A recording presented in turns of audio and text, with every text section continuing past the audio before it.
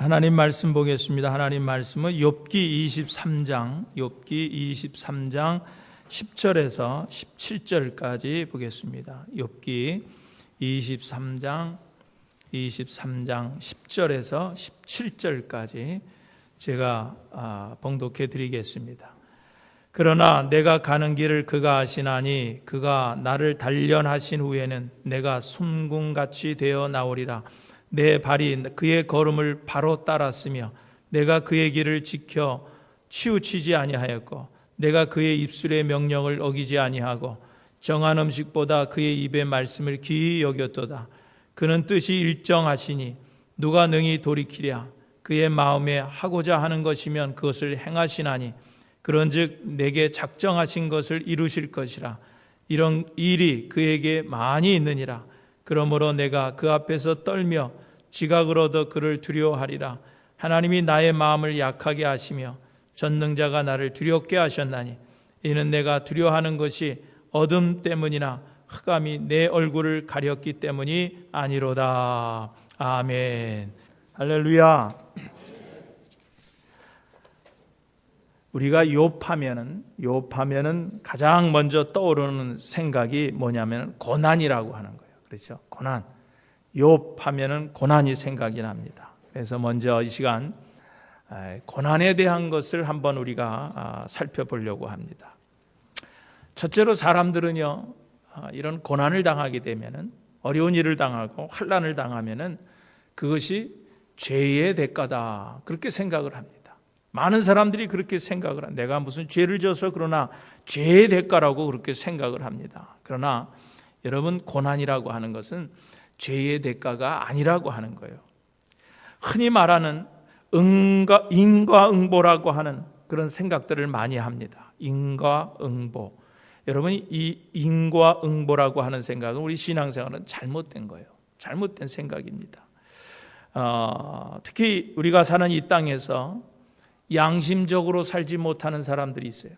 정말 잘못된 삶을 살아가는 그런 사람들이 있는데 그 사람들이 엄청나게 잘 사는 거예요. 그렇죠? 그렇게 잘 사는 사람들이 많이 있습니다.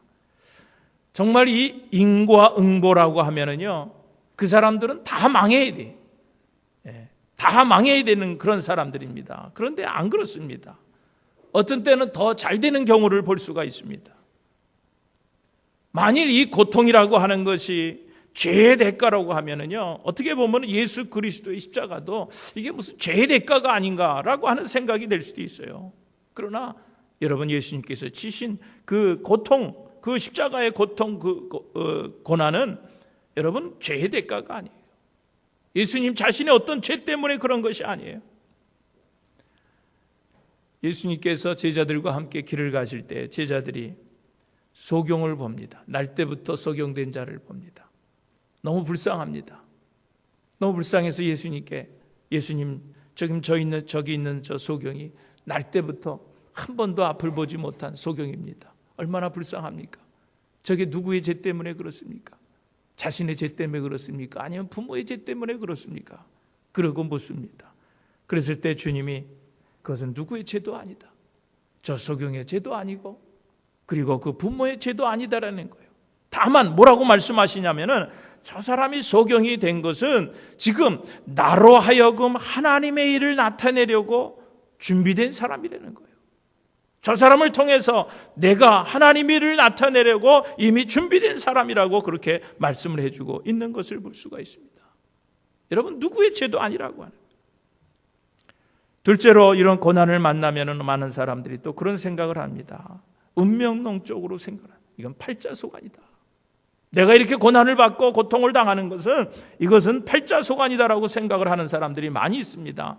그러나 여러분, 그 고난은 팔자소관도 아니라고 하는 거예요. 여러분, 이처럼 운명론과 이 팔자 타령은 동양 사람들이 가지고 있는 염세주의 철학에서 나온 사상인데, 여러분, 이러한 사상은요, 문제를 해결하려고 하는 태도가 아니라 문제를 더 어렵게 만들어가는 자학적 인생관이라고 하는 거예요. 여러분, 어떤 참 근본적인 신앙을 가진 근본주의 신앙인에게도 이런 일들이 가끔 나타납니다. 지금 두 눈이 뽑혀도요, 이것을 하나님의 뜻이라고 생각을 합니다. 어떤 교통사고를 당해도 이것이 하나님의 뜻이라고 생각을 합니다. 길을 걸어가다가 돌부리에 걸려서 넘어진 것도 이것도 하나님의 뜻이라고 그렇게 믿습니다. 여러분 그렇습니까? 여러분 정말 하나님이 할 일이 없으셔서 길을 가다가 돌부리에 발이 걸려가지고 넘어지게 하십니까? 그것도 하나님의 뜻이에요. 여러분 그렇지 않아요. 길 가다가 돌부리에 발이 걸려서 넘어진 것은 내가 조심하지 않아서 그런 거지. 그게 어떻게 하나님의 뜻이 될 수가 있어요? 덜렁덜렁거리다가 그런 일을 만나는 건데, 내가 조심하지 않아서 그런 일을 만난 건데 왜 그것이 하나님의 뜻이냐는 거예요. 그런데 어떤 근본주의 신앙인들은 이것을 자꾸 하나님의 뜻에다가 꿰맞추는 그런 모습을 볼 수가 있습니다.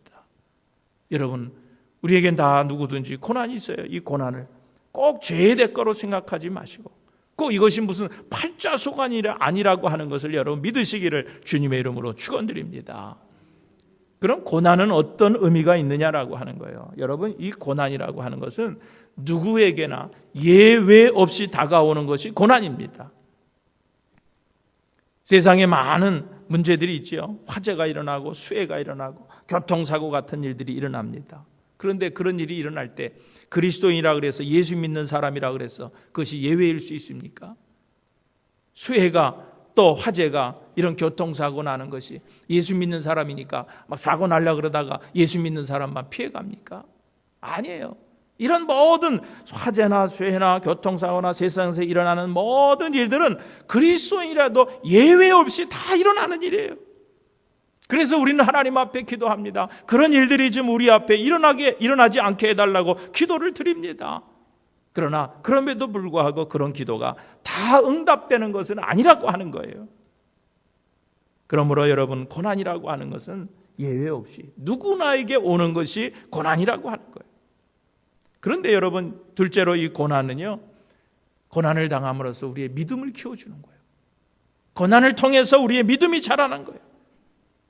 학생이 시험을 치르면서 점점 실력이 향상되는 것과 같은 것입니다. 무쇠가 강철이 되기 위해서는 그 용광로 속에 수도 없이 드나드는 과정이 있어야 하듯이, 여러분, 고난 중에 있는 사람 역시 그 고난을 통해서 더욱 사람다워지고 그 사람은 더욱 성숙해진다는 거예요. 요즘에 TV에 보면은 그 진짜 사나이라고 하는 그런 것이 있어요. 그래서 뭐 탤런트 가수들이 뭐 군대 갔다 온 사람도 있고 뭐 아직 안 간 사람도 있지만 군대에 들어가서 직접 군대 생활하는 것을 이렇게 보여주는 그런 프로그램이 있습니다. 군대 갔다 온 사람들은 그것을 보면서 옛날에 참 군 생활했던 그때 때가 많이 생각이 납니다. 거기서도 보면은 얼마나 힘들게 훈련을 받습니까? 어떤 분은 우리 교원들 가운데도 목사님 군대 가니까 정말 그런 일이 있어요? 정말 그렇게 힘들어요? 나는 군대에서 그렇게 힘들게 하는 줄 몰랐어요. 그렇게 얘기하시는 분들이 있더라고요. 근데 군대 갔다 오신 분들 얼마나 힘이 듭니까? 특별히 훈련소에서 얼마나 힘이 들어요. 훈련소 5주 동안 훈련을 마치고서 요즘에는 뭐 부모들이 또 무슨 수료식 하는데 또 오더라고요. 옛날엔 그런 것도 없었는데 요즘에는 부모들이 다 와요. 그 수료식 하는데 훈련 끝나고서 이제 자대로 배치받기 전에 수료식 하면서 막 흥성거리고 인사하고 그 부모들이 뛰어가서 그 훈련 끝난 아이들 이렇게 안아주고 그러더라고요. 그런데 큰 눈물을 흘리고 고생했다고 그냥 눈물 흘리고 그 훈련받은 장병들도 부모를 보면서 눈물을 흘리는 것을 보니까 지금 가슴이 뭉클하더라고요. 그만큼 그런 훈련을 통해서 늠름한 군인으로 탄생이 되는 거예요. 늠름한 군인으로, 그런 고난이 없이는요, 그런 성숙한 늠름한 군인으로 자랄 수가 없는 거예요. 여러분, 악기도 그래요. 이 악기도요, 가장 높은 곳에서 또 북쪽으로 난 그런 가지를 잘라서 그거를 가지고 악기를 만들 때 거기서 은은한 소리가 들린대요. 아름다운 소리가 들린다는 거예요. 마찬가지입니다. 우리 인간도 이런 고난의 시간들을 지나면서 오늘 우리 인생에 깊은 교회 한국을 연주할 수 있는 거예요. 어떤 책을 보니까 우리 대한민국이, 우리 한국이 2차 대전 후에 가장 발전하고 번영한 나라로 평가를 받고 있다는 거예요. 2차 대전 후에 우리 한국이 가장 발전하고 번영한 나라로 평가를 받고 있다는 거예요. 근데 거기서 그 이유가 무엇이냐 그러는데 이유를 5가지를 지적해 주고 있더라고요. 하나가 뭐냐면은 우리 한국의 주변 강대국이 있었기 때문에 우리가 그렇게 번영할 수 있었다는 거예요. 그래서 중국, 우리 주변에 보면 중국이 있죠, 일본이 있죠, 러시아 같은 이런 강대국들이 있기 때문에 그런 강대국들과 상대해야 한다는 그런 의식이 있었기 때문에 우리 대한민국이 그렇게 성장하고 발전할 수 있었다는 거예요. 그리고 두 번째는 우리 민족은요, 너무 많은 그런 고난을 당한 민족이었기 때문에 그렇게 발전할 수 있었다는 거예요. 지금까지 우리나라 역사를 보면은요, 너무나 가난하고 너무나 전쟁이 그치지 않은 그런 민족이었어요. 그래서 그런 고난을 너무 많이 거친 그런 민족이었기 때문에 지금 우리나라가 이렇게 번성하고 번영할 수 있었다는 거예요. 그 다음에 세 번째는 참 재밌는데 남자들의 군 생활을 들더라고요. 남자들이 군 생활을 했기 때문에 우리나라가 이렇게 발전하고 번영했다는 거예요.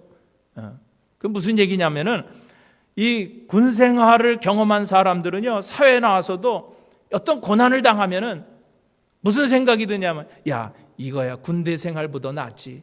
그런 생각을 드네요. 군대에서 너무 참 힘들게 훈련을 받다가 제대했기 때문에 사회에 나와서도 고난을 당하면, 야, 이것은 군대보다는 낫다. 군대 생활보다는 낫다는 그런 생각으로 모든 일의 생산성을 높였다는 거예요.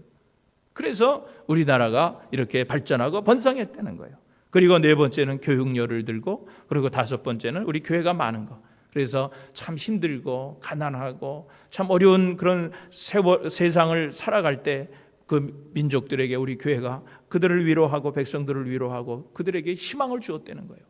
그래서 지금 우리 이렇게 대한민국이 2차 대전 후에 가장 발전하고 번성한 나라로 이렇게 발전하게 됐다고 하는 거예요. 그러니까 이런 것을 보면은요, 우리 이렇게 다 고난을 거친 민족이 잘 사는 거예요. 그래서 이렇게 번영을 하는 거예요. 세 번째로, 여러분이 고난이라고 하는 것은 하나님의 은총입니다. 고난 받는 것은요, 이거 하나님의 은혜입니다. 히브리서 12장 8절에서 13절 거기에 보면은 그런 말씀이나 징계는 다 받는 것이 아니거늘 너희에게 없으면은 사생자요 참 아들이 아니다라는 거예요. 그러니까 우리에게 징계가 없으면은 사생자라는 거예요. 참 아들이 아니라는 거예요. 여러분, 그렇습니다.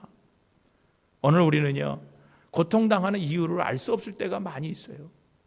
왜 우리가 이런 고난을 당해야 되는지 알 수 없을 때가 참 많이 있습니다. 그러나 여러분, 우리가 분명히 알고 있는 것은, 고통을 당하면서도 우리가 분명히 아는 것은, 그런 고난 속에서도 우리가 분명히 알고 있는 것은, 우리가 이 고난의 길을 통과하고 난 후에는 우리에게 새로운 소망이 있다는 것을 우리는 분명히 알고 있다고 하는 거예요. 왜 우리가 고난을 당하는지 우리는 알 수 없지만은 이 고난을 통하는 후에는 새로운 소망이 우리에게 있다는 것은 우리는 분명히 알고 신앙생활하고 있다고 하는 거예요. 무슨 얘기예요? 우리가 살아가는 인생의 과정은 우리가 모를지 모르지만은 우리는 이미 그 결과는 다 알고 신앙생활하고 있다는 거예요. 그러므로 오늘 우리는요, 우리에게 당한, 우리 옆에 있는 이런 불같은 시험을 자꾸 뒤로 미루고 피할 것이 아니라 믿음으로 감당해내시는 오늘 여러분들 되시기를 주님의 이름으로 축원드립니다. 그리고 그 고난은요, 기쁘게 여겨야 합니다. 오늘 신앙인이 받는 이 고난은 그래서 기쁘게 여겨야 돼요. 야고보서 1장 2절에도 보니까 여러 가지 시험을 만나거든 온전히 기쁘게 여기라 그랬어요. 여러 가지 시험을 만나거든, 여기 여러 가지 시험이라고 하는 것은요, 이 원어로 얘기하면은요, 여러 가지 색깔의 시험이라는 거예요. 여러 가지 색깔의 시험이라고 그렇게 번역이 된 것을 알 수가 있습니다. 여러분, 그림을 그리는데 색깔이 많이 들어가면 들어갈수록 좋은 그림이 되는 거예요. 그러므로 오늘 우리에게 고난이 다가오면은요, 오늘 우리에게 이런 고난이 닥쳐오면은 오늘 우리는 그런 생각을 하면 돼요. 하나님께서 오늘 나에게 정말 더 좋은 인생의 그림을 그리기를 원하시는데 아직도 내게 모자라는 색깔이 있어서 하나님께서 내게 이런 고난을 주셨구나, 내게 이런 고난을 허락하시는구나 하고 오히려 하나님 앞에 감사하시기를 주님의 이름으로 축원드립니다. 여러분, 오늘 우리 성도들이요, 고난을 당할 때 이런 생각의 경지에 도달한 성도는요, 어떤 고난이 오거나 어떤 형편의 환경이 될지라도 기뻐할 수 있고 찬송할 수 있는 거예요. 다섯 번째로 고난을 당할 때 어떻게 고난을 생각해야 되냐면은 고난 중에 하나님께서 분명히 우리에게 피할 길도 주신다고 하는 믿음이 있어야 됩니다. 고린도전서 10장 13절에 보면 사람이 감당할 시험밖에는 너에게 당한 것이 없다 그랬어요. 너희가 감당치 못할 시험 당함을 허락지 아니하신다 그랬어요. 그리고 너희가 시험 당할 즈음에 또한 피할 길을 내사 너희로 능히 감당하게 하시니라 그랬습니다. 여러분, 이것이 무슨 말씀이에요? 그것은 우리에게 어떠한 소망이 창이 닫히면은 하나님은 다시 또 다른 창을 우리에게 열어주신다는 그런 말씀인 것입니다. 그런 약속이에요. 얼마나 든든한 약속입니까? 소망의 창이 하나가 막히면은 또 다른 창을 열어주신다는 거예요. 얼마나 든든합니까? 여러분, 하나님께서는 우리 개인이나 가정이나 교회나 인류가 가는 길을 다 알고 계세요. 다 보고 계시고 다 알고 계십니다. 지금 우리 가운데서도 가정이나 개인적으로 하나님의 이런 혹독한 훈련을 받고 계신 분들도 계실 줄 압니다. 여러분, 걱정하지 마세요. 하나님께서는 우리에게 피할 길도 열어주신다고 약속하셨어요. 그러므로 고난을 당하는 자들이 있습니까? 걱정하지 마세요. 걱정하지 마세요. 아무튼 여러분, 이 땅 위에 사는 사람 치고요, 이런 고통의 멍에가 없는 사람은요 한 사람도 없어요. 다 이런 고통의 멍에를 지고 가는 사람들이에요. 고통의 질과 형태는 다를지라도 누구나 다 문제가 있고 시련이 있고 다 고뇌가 있다고 하는 거예요. 그러나 어떤 종류의 시련이든 그 고통을 받아들이는 마음의 자세가 중요한 거예요. 그 고난을, 그 고통을 내가 어떻게 받아들이느냐 하는 것이 중요한 거예요. 똑같은 환경에서도 똑같은 시련을 만났을 때 어떤 사람은 이 세상에서 이보다 더 큰 고통은 없고 나보다 더 큰 고통을 받는 사람은 없다고 생각하는 사람과 똑같은 형편에서 똑같은 시련을 만났을 때 나보다 더 고통받는 사람들이 이 세상에 얼마든지 있다라고 하는 그런 생각을 가진 사람과 사이에는요, 그 받는 고통의 무게가 엄청나게 다른 겁니다. 생각의 차이예요. 자기가 받는 시련이 세상에서 제일 무겁다고 생각할 때 그 고통은 점점 무거워져서 자신을 억누르고 마는 거예요. 그러나 나도 큰 고난을 당하지만 나보다 더 큰 고통 속에 있는 사람이 이 세상에는 수도 없이 많이 있다고 생각할 때 여러분, 그 고통은 반으로 줄일 수 있는 거예요. 반으로 줄일 수 있는 거예요. 여러분, 그렇습니다. 이렇게 시련을 당할 때 내가 어떻게 생각하느냐, 그 고난을 어떻게 내가 받아들이냐, 내가 어떤 신앙 고백을 할 수 있느냐에 따라서 여러분, 시험과 고통이 축복이 될 수도 있고 아니면 견딜 수 없는 고통과 절망이 될 수도 있다고 하는 거예요. 사도 바울은 여러분 잘 알다시피 육체에 가시가 있었어요. 무슨 병인지는 알 수 없지만 하여튼 그 가시같이 찌르는 그 육체의 가시를 가지고 살았어요.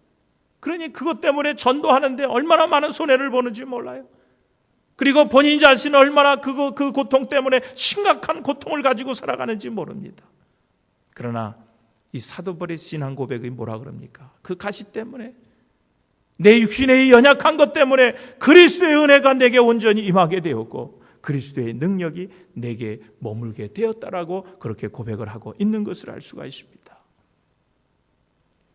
이스라엘에 가면은요, 사해라고 하는, 죽음의 바다라고 하는 곳이 있습니다. 갈릴리에서 그 물이 흘러가지고 이제 사해로 들어가는데, 이 사해는 물을 다른 데로 내보낼 데가 없어요. 그리고 거기는요, 이 사해라고 하는 것은 바다 그 수면보다도 400m나 낮습니다. 이 지구상에서 가장 낮은 지표에 위치해 있는 곳이 이 사해입니다. 그리고 거기는 염도가요, 바닷물의 10배 이상 정도로 짠 물이에요. 그래서 사람이요 가서 이렇게 우리가 민물에서 수영하는 거하고 바닷물에서 수영하는 거 벌써 틀리잖아요. 바닷물에는 사람이 잘 뜹니다. 염도가 높기 때문에. 근데 보통 바닷물의 10배니까 사람이 그 사이에 가서 이렇게 누우면은요, 이렇게 사람이 둥 뜹니다. 그래서 신문을 읽을 수 있을 정도로 사람이 가라앉지 않고 그렇게 뜨는 곳이에요. 그 염도가 그렇게 강한 곳이에요. 그러니까 그 강한 곳에 여러분 무슨 바닷물이 살 수 있어요? 생물이 살 수가 없는 곳이에요. 그래서 거기를 사해라 그러는 거예요. 그런데 지금은요, 보니까 그 사회가 더 이상 죽음마다 이 사회가 아니라고 하는 거예요. 그 사회에 하여튼 이 무궁무진한 광물이 거기에 그냥 묻혀 있다는 거예요. 그래서 이스라엘은 1952년도부터 그 사회 근처에다가 대규모 공장을 건설하기 시작했다는 거예요. 왜냐하면 그 사회에서 나는 각종 광물 자원을 거기서 추출하기 시작했어요. 여러분, 특별히 공업 원료인 브로마인이라고 하는 것은요, 앞으로 전 세계 사람들이 1000년을 쓰고도 남을 양이 지금 사회에 묻혀 있다는 거예요. 그리고 지금도 계속해서 사회 근처에 병원을 경험한 그런 호텔들이 늘어나고 있다는데, 이게 왜 그러냐면 사회 바닷물이, 그 물이 피부병의 특효약이라는 거예요. 그리고 통증 효과에 대단히 높다고 하는 거예요. 그리고 이 사회 그 근처의 공기는요, 일반 공기보다 산소가 10%가 더 들어있더라는 거예요. 그러니까 나무나 숲이 없는 지역, 거기 사막 지역이거든요. 나무나 숲이 없어요. 그러나 그 나무나 숲이 없는 지역으로서 산소가 가장 많은 지역이 바로 사해라는 거예요. 여러분 보세요. 이제 사해는요, 죽음의 바다가 아니에요. 데스시가 아니에요. 그곳에서 치유가 이루어지는 것으로 알려지고 있다고 하는 거예요. 여러분, 그 사해에 가면은요, 꼭 사람들이 하는 것이 있는데, 거기서 나오는 진흙을 가지고서 이렇게 몸에 이렇게 마사지를 이렇게 팩을 합니다. 근데 제가 갈 때 보니까 다리 하나에 하는데 5불이에요. 그리고 2다리 하는데 10불이에요. 근데 여행하는 사람들이 뭘 그렇게 돈 10불 아끼겠다고 다리 하나에만 해. 물 한 병이 1불인데, 가서 요만한 여행 다닐 때 들고 다니는 물 한 병이, 그 펫병 물 한 병이 1불씩에 사는데, 그거 아끼느라 5불 아끼느라고 다리 하나만 이렇게 팩하고서 그러고 이렇게 걸어 다니는 모습을 많이 볼 수 있어요. 그냥 2다리 그냥 하면 한 10불을 주지 그냥. 근데 그 피부에 그렇게 좋답니다. 그렇게 좋다는 거예요. 여러분, 이제는요, 이 사해란 죽음의 바다, 이 사해는요, 하나도 버릴 것이 없게 됐다. 여러분, 이런 것을 보면은요, 하나님은 이 세상에 불필요한 것들을 만들어 두시는 분이 아니라는 거예요. 수천 년 동안 죽음의 바다로 불려온 그 사회가 도리어 이제는 가장 유익하고 경제적인 부를 갖다 주는 그런 곳이 되었다고 하는 거예요. 여러분, 하나님께서는요, 좋은 환경과 좋은 조건에서만 우리에게 기쁨을 주시는 것이 아니라 가장 열악하고 고통스러운 처지에서도 우리에게 감사의 조건을 주시는 분이신 것을 믿으시기를 주님의 이름으로 축원드립니다. 그러므로 오늘 우리는요, 건강할 때, 편안하고 사업이 잘 때만 하나님께 감사하고 즐거워할 일이 아니에요. 건강치 못하고 사업이 부진하고 여러 가지 시련으로 인해서 깊은 고통의 골짜기를 헤매면서도 여러분, 우리 신앙인들은 하나님을 찬송하며 감사의 조건을 찾을 수 있어야 하는 거예요. 여러분, 고통과 시련과 실패 속에 여러분 더 큰 하나님의 은혜가 있다는 사실을 잊지 아니하시기를 주님의 이름으로 축원드립니다. 여러분, 우리가 오늘 욥기를 지금 보고 있지만, 욥을 생각하고 있지만, 여러분, 이 세상 누구를 생각해 봐도요, 이 욥과 같은 고난을 당한 사람이 이 세상에 어디 있을까 할 정도로 욥은요, 갑작스럽게 많은 고난을 당합니다. 욥처럼 억울한 고난을 당한 사람이 어디 있겠어요? 욥처럼 여러분 무서운 시련을 당한 사람이 어디 있겠어요? 또 욥이 당한 고난은요, 일반적인 고통하고 달라요. 왜냐하면 욥은 의인이었어요. 의인이었음에도 불구하고 의인이 고통을 당했다고 하는 거예요. 대부분의 우리 사람들의 생각은 악인은 형벌을 받고 죄인이 고난을 받는 것은 당연하다고 생각하지만은, 이렇게 욥처럼 의인이 고난을 받는 것은 쉽게 납득이 되지 않는 거예요. 그런데 욥은 보세요. 욥이 고난당할 때 도덕적으로 잘못한 것이 없었습니다. 스스로 양심을 속이며 산 사람이 아니었어요. 정말 이 욥이 하나님의 말씀을 거역하고 섬기지 말라고 하는 우상들을 섬기다가 정말 이런 하나님의 진노를 받아서 고난을 받는다고 하면은, 여러분, 누가 말할 수 있겠어요? 감히 말할 사람이 없습니다. 그러나 보세요, 욥은요, 하나님을 잘 경외하던 사람이에요. 하나님을 잘 섬기던 사람입니다. 여러분, 놀라운 것은요, 이 욥은요, 욥기 1장 4절에서 5절에 보면은 그 아들 7이 있고 딸 3이 있는데 그 10남매가 혹시나 세상에서 살면서 하나님께 범죄하지 않았나 해서 항상 번제를 드릴 때는 자녀의 수대로 번제를 드릴 만큼 여러분 이 욥은 악에서 떠났던 그런 사람이었어요. 좀 하나님을 잘 섬기면서 살려고 했던 애썼던 그런 사람이었습니다. 그랬던 욥이 엄청난 시련을 당한 거예요. 여러분 욥 자신도 이렇게 자신이 이런 고난을 받는다는 것을 참 이해할 수 없는 그런 상황이었어요. 그런데 그런 이해할 수 없는 상황 속에서도 욥이 어떻게 했어요? 하나님을 원망하지 않았어요. 하나님께 불평하지 않았다는 거예요. 오히려 그런 욥의 그런 고난 속에서도 욥은 하나님을 어떻게 고백하고 있습니까? 오늘 우리가 읽은 본문에 보면은요, 바로 그런 고난 속에서 욥이 하나님을 고백하는 말씀이 오늘 우리가 읽은 본문 속에 나타나는 거예요. 첫째로 어떻게 욥이 그런 고난 속에서 하나님을 고백하고 있습니까? 나의 가는 길을 하나님이 아신다는 거예요. 나의 가는 길을 하나님이 아신다. 하나님이 아신다. 10절에 그랬죠. 그러나 내가 가는 길을 그가 아시나니. 내가 가는 길을 그가 아시나니. 우리 가는 길을 하나님이 아신다고 욥은 고백하고 있습니다. 그런 극한 슬픔의 상황 속에서도 하나님께서는 자신의 모든 처지를 다 아신다고 고백하고 있는 거예요. 비록 그의 삶에 칠흑 같은 캄캄한 밤이 왔지만은 빛이 되신 하나님께서 언제나 자기를 감싸고 자기의 가는 갈 길을 비춰주신다고 지금 고백하고 있는 것을 볼 수가 있습니다. 욥은 그동안 모아두었던 모든 물질과 재산을 다 잃어버렸어요. 다 잃어버렸어요. 자녀들도 순식간에 다 비참하게 다 죽어갔습니다. 거기다가 이런 일이 있을 때는 옆에서 같이 고난을 같이 함께하고 또 위로해야 할 그 아내마저도 그 욥이 당하는 고통을 이해하지 못하고 차라리 하나님을 저주하고 죽으라는 그런 한마디를 남기고 집을 나가버립니다. 그리고 자신이 그렇게 사랑하고 아꼈던 그 친구들로부터도 버림을 받습니다. 친구들은 그 욥의 입장을 이해하려고 하기는커녕 네가 큰 죄가 있으니까 이렇게 고난을 당하지, 한번 잘 생각해봐라. 죄 없는 사람이 어떻게 이런 고난을 당할 수 있느냐고 오히려 욥을 죄인으로 몰아세우는 그런 모습을 볼 수가 있습니다. 그러나 욥은 그런 가운데서도 뭐라고 고백하는 거예요? 오직 나의 가는 길을 주님이 아신다. 오직 나의 가는 길을 주님이 아신다고 고백하고 있다고 하는 거예요. 모든 사람들이 다 자신을 버리고 외면할지라도 주님은 자신을 버리지 않을 것이고 자신의 마음을 알아줄 것이라고 하는 그런 고백인 것입니다. 여러분, 오늘날 대부분의 많은 사람들은 사람에게 인정받기를 원합니다. 사람에게 인정받는 것으로 만족하고 사람에게서 문제 해결을 얻어보려고 합니다. 여러분, 그러나 우리 신앙인들은 그렇게 살면 안 돼요. 우리 신앙인들은 항상 하나님께 초점이 맞춰져 있어야 하는 거예요. 이런 고난 속에서도 하나님이 원하시는 것이 무엇인가?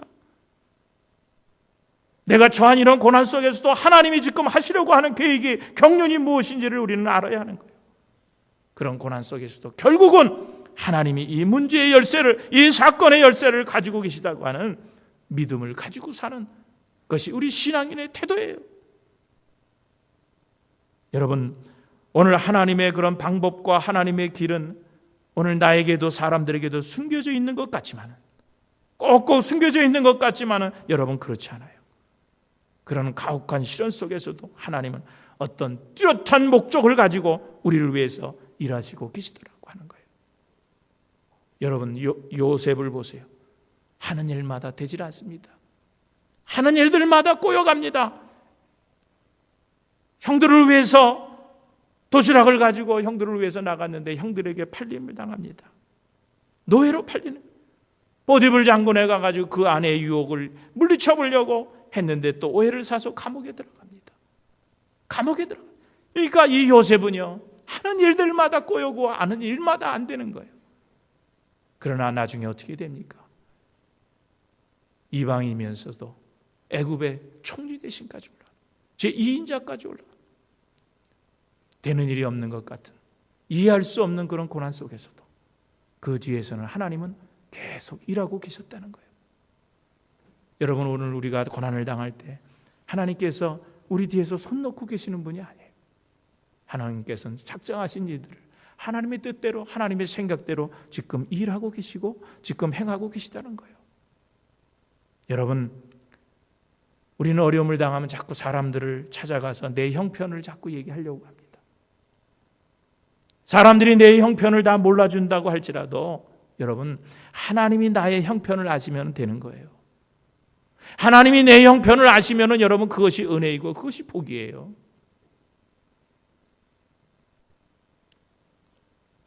우리는요, 어떤 때는요, 나의 이 처지를, 나의 환경을 아무도 알아주지 않는다고 괴로워할 때가 많이 있어요. 슬퍼할 때가 많이 있습니다. 외로워할 때가 많이 있어요. 그런데 여러분, 사람들이라는 건 그래요. 여러분, 내 사정을 정말 다른 사람이 안다고 해보세요. 내 이 받는 이 고난, 내가 받는 이런 고난의 사정을 여러분, 다른 사람들이 안다고 해보세요. 여러분, 그 사람들이 나에게 도움을 줄 수 있습니까? 여러분, 그래요? 사람들이 나에게 그런 도움을 줍니까? 오히려 나를 실망케 합니다. 나의 사정을 아는 사람이 오히려 나를 더 크게 실망케 한다는 거예요. 죄송합니다만 우리 목회자들의 이런 이 주위에 있는 일들을 제가 소개하는데, 사모님들이 참 너무 힘드니까 사모 모임에 이렇게 가요.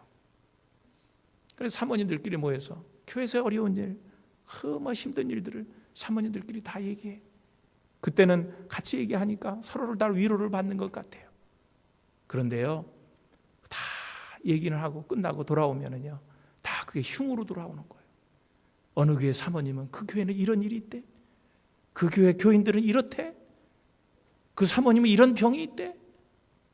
여러분, 다 더 마음이 속상한 거예요.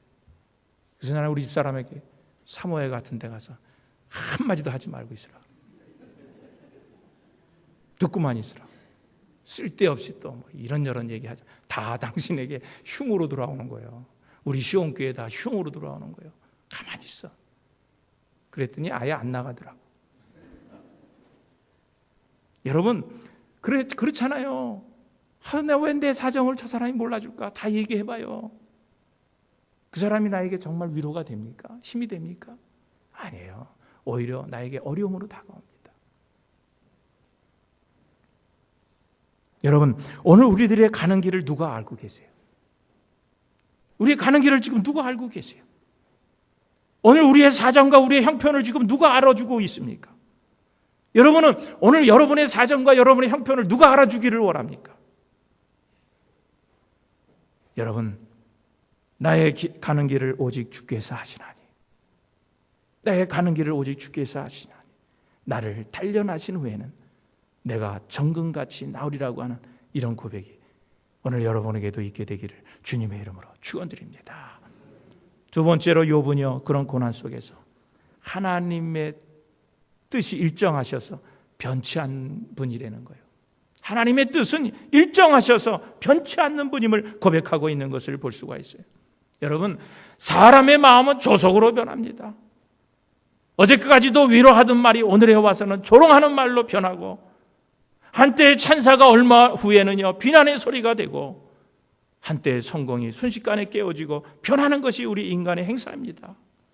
그러나 여러분, 주님의 뜻은, 하나님의 뜻은 일정하시고 어제나 오늘이나 영원토록 동일하시다는 것을 믿으시기를 주님의 이름으로 축원드립니다. 이사야서 41장 9절에 보면 하나님께서 내가 너를 택하고 싫어서 버리지 아니하였다 그랬어요. 내가 너를 택하고 싫어서 버리지 아니하였다. 여러분, 인간은요, 배신하고 변절되지만 여러분, 하나님은 그렇지 않아요. 하나님께서는 기쁠 때 베푸는 그런 사랑이나 슬플 때 우리를 위로하시는 그런 긍휼이 여러분 다 똑같습니다. 하나님, 우리가 성공하여서 기뻐할 때나 실패해서 발을 동동 구르면서 안타까워할 때도 여러분, 하나님의 생각은, 하나님의 마음은 일정한 뜻을 가지고 오늘 우리를 이끌어 주신다는 거예요. 우리를 이끌어 주시는 거예요. 우리는요, 일이 안 되면은요, 그런 고난을 당하면은 우리는 종종 하나님께, 하나님, 나를 어떻게 이렇게 대적할 수 있습니까? 하나님 나를 이렇게 버리실 수 있습니까? 하나님을 원망도 하지만은요, 여러분 이 말은요 정말 하나님의 뜻을 모르고 수시로 변하는 우리 인간들의 소리이지, 여러분 이것은 하나님이 변하신 것이 아니에요. 여러분 문제는 내 뜻이 잘못된 것이고 내 길이 바르지 못한 길이고 내 계획과 생활이 썩은 것이지, 여러분 하나님은 일정하시다는 거예요. 하나님은 변하지 않으세요. 내 삶에 실패가 있고 문제가 있다면 그것이 나의 탐심과 나의 게으름 때문이지, 여러분 하나님의 뜻은 아니에요. 하나님의 뜻은 일정하십니다. 변함이 없습니다. 좌절이 있고 고통이 있다고 하면은요 절제할 줄 모르는 여러분 나의 이기심 때문이지, 하나님의 사랑과 뜻은 변함이 없어요. 일정하세요. 그러므로 여러분은 우리가 살면서 내가 얼마나 벌었느냐, 얼마나 소유했느냐를 물을 것이 아니라 얼마나 하나님의 방법 위에서, 하나님이 원하시는 길 위에서 진실했느냐를 우리는 항상 물으며 살아야 돼요. 굉장한 업적을 남긴 것이 훌륭한 것이 아니라 하나님께서 주신 그 코스대로 내가 잘 달렸느냐를 따져야 하는 거예요. 그러므로 결정적인 승패는 내 마음대로, 내 하고 싶은 대로 되어서 그렇게 모든 것이 되었다 할지라도, 여러분 내 믿음의 금이 같다고 하면 그것은 패배한 거예요. 그것은 진 거예요. 그러나 당장은 고통스럽지만 힘들지만은 일정한 주님의 뜻을 따라서 내가 묵묵히 걸어갔다고 하면은 여러분 그것은 승리의 길을 걸어간 거예요. 여러분 이런 사람만이 주신 자도 여호와시요 취하신 자도 여호와시니 여호와 이름이 찬송을 받으실지어다라고 고백할 수 있는 거예요. 여러분 이런 사람만이 누구도 원망하지 않는 거예요. 여러분 우리들의 삶에는 미움과 고통과 온갖 소용돌이가 있지만 하나님은 자기의 선하신 뜻으로 그가 하고자 하시면 당당하게 이루어 가신다는 거예요. 그러므로 오늘 우리는요 누구를 미워할 것도 없어요. 누구를 원망할 것도 없어요. 우리는 오직 하나님께만 영광을 돌려야 하는 거예요. 하나님께만 영광. 여러분 이것이 성도의 길이요 우리의 고백이 되어야 할 줄로 믿습니다. 세 번째로 오늘 본문에 보면은요 욥은 고난 속에서 뭐라고 고백합니까?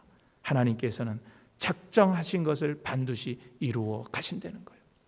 하나님께서는 작정하신 것을 반드시 이루어 가신다. 하나님은요 욥을 단련시키실 그런 계획을 세우셨어요. 욥을 어떻게 하면 좀 단련시킬까? 믿음으로 어떻게든 단련시킬까? 그래 단련시킬 계획을 세우셨어요.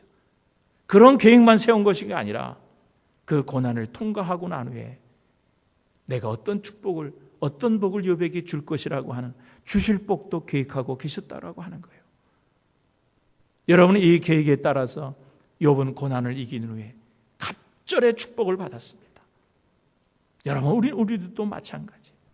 우리가 지금은 그리스도인으로 받는 고난으로 힘들게 살아갔지만은요 하나님은 오늘 그 계획대로 우리를 인도하고 계시다는 거예요. 우리가 지금은 고난을 받는 것이 하나님의 계획 속에 있지만은, 그러나 그 고난만 하나님의 계획에 있는 것이 아니라 이 고난이 지나가면은 우리에게 주실 축복도 하나님께서 계획하고 계시다는 거예요.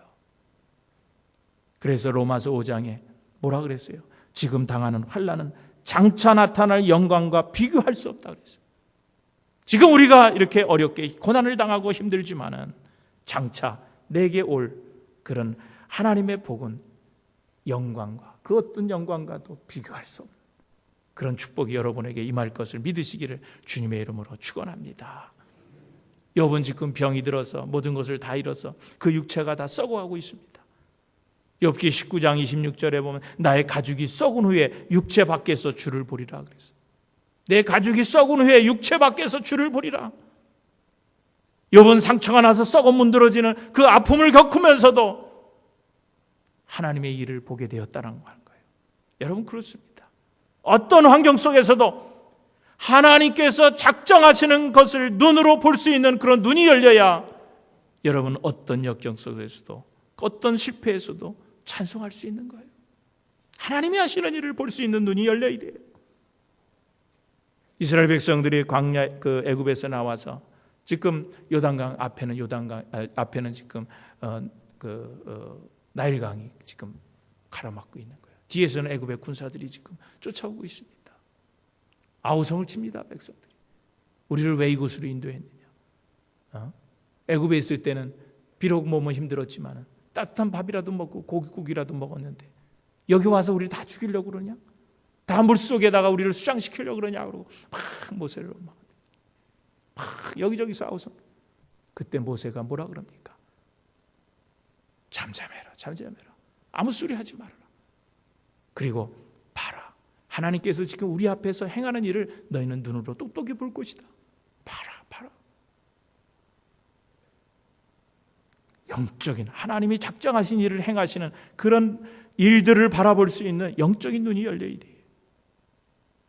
여러분, 성도들이 받는 고통은 다 모두가 의미가 있습니다. 의미 없는 것이 없어요. 여러분, 배고플 때의 의미를 깨닫지 못하면은요, 참 그 배고픔이 서럽고 참기 어려운 고통이 따르지만은 내가 왜 굶어야 되는지, 왜 배고파야 되는지 그 의미를 알고 나면은요, 그 배고픔 속에서도 감격이 되는 거예요. 그 배고픔 속에서도 은혜를 깨달을 수 있다고 하는 거예요. 이해하기 어려운 시련과 고통도 의미를 알고 나면은, 하나님께서 작정하신 뜻이라고 우리가 깨닫고 나면은 여러분 더 성숙한 믿음과 감격스러운 삶으로 승화시킬 수 있다고 하는 거예요. 어떤 가정에 신방을 갔어요. 너무나 억울한 누명을 쓰고 있어요. 너무나 억울해요. 너무나 답답합니다. 그런데 그분이 그런 고백을 하더라고요. 지금은 내가 이런 고난을 당하고 내가 이런 억울한 일을 당하지만 거기에도 하나님의 뜻이 있을 겁니다. 지금은 내가 이해할 수 없고 알 수 없지만 나중에는 하나님께서 보여주실 줄로 나는 믿고 내가 신앙생활합니다. 내가 하나님을 바라봅니다. 그렇게 고백하는 말씀을 들었습니다. 여러분, 나의 가는 길은 하나님이 아십니다. 오늘 욥의 고백이에요. 나의 가는 길을 하나님이 아신다. 또 다른 고백이 뭐예요? 하나님은 뜻이 일정하셔서 변치 않으시는 분이시다. 또 다른 고백이 뭡니까? 하나님께서는 작정하신 것을 반드시 이루신다는 고백이 욥이 고난 가운데 만난 하나님에 대한 고백입니다. 여러분, 오늘 이 욥의 진실된 고백이 오늘 저와 여러분들의 모두에게 고백이 되기를 주님의 이름으로 축원드립니다. 나의 가는 길을 하나님이 아십니다. 하나님의 뜻이 일정하셔서 변치 않는 분이십니다. 하나님께서는 작정하신 것을 반드시 이루신다고 하는 이 욥의 고백, 오늘 우리도 이런 고백을 통해서 주님의 무한한 은총을 더 여러분의 삶 가운데서 체험받게 되기를 다시 한번 주님의 이름으로 축원드립니다.